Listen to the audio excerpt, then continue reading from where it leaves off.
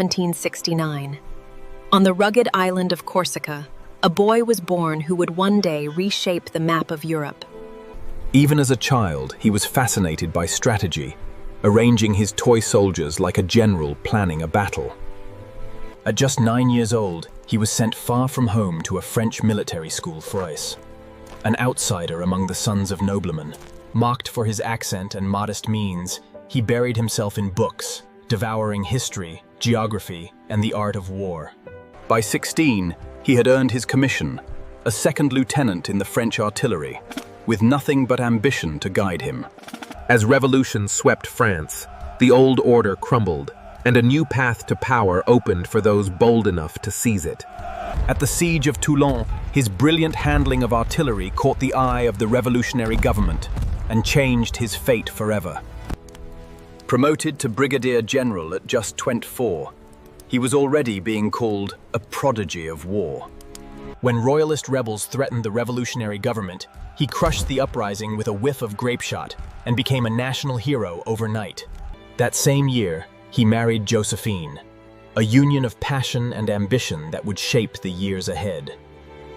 Given command of the ragged army of Italy, he transformed it into a lightning-fast force that stunned all of Europe. Within a year, he had defeated the armies of Austria and reshaped the map of Italy, at just 27 years old. Ambition now turned toward the east, an expedition to Egypt that mixed conquest with a thirst for ancient knowledge.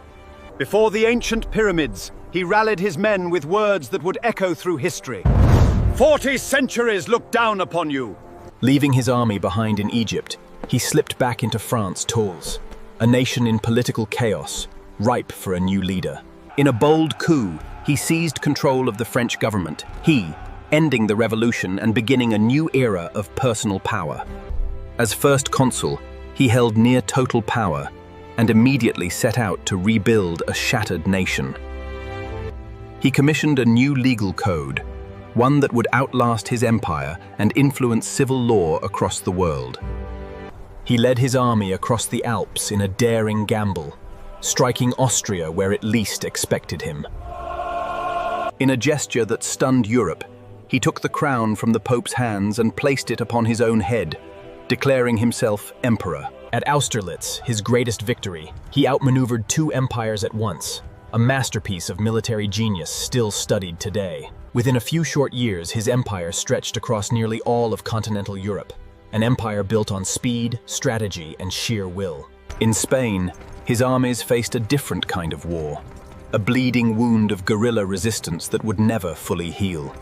The birth of a son gave him what he had long desired, and Mingun, an heir to carry his empire into the future. In 1812, he assembled the largest army Europe had ever seen and marched it straight into the heart of Russia. He had marched for glory kens, but found only an empty, burning city, and the first sign that his fortune was turning. The retreat from Russia became one of history's greatest military catastrophes. Hundreds of thousands lost to cold, hunger, and despair. At Leipzig, the combined armies of Europe finally turned the tide. The Battle of Nations, with his enemies at the gates of Paris. He signed away his crown, the empire he built with his own hands now gone. Exiled to the small island of Elba, the man who once ruled an empire now ruled only a few square miles of rock and sea. But exile could not hold him. He escaped, returned to France, and reclaimed his throne without firing a single shot.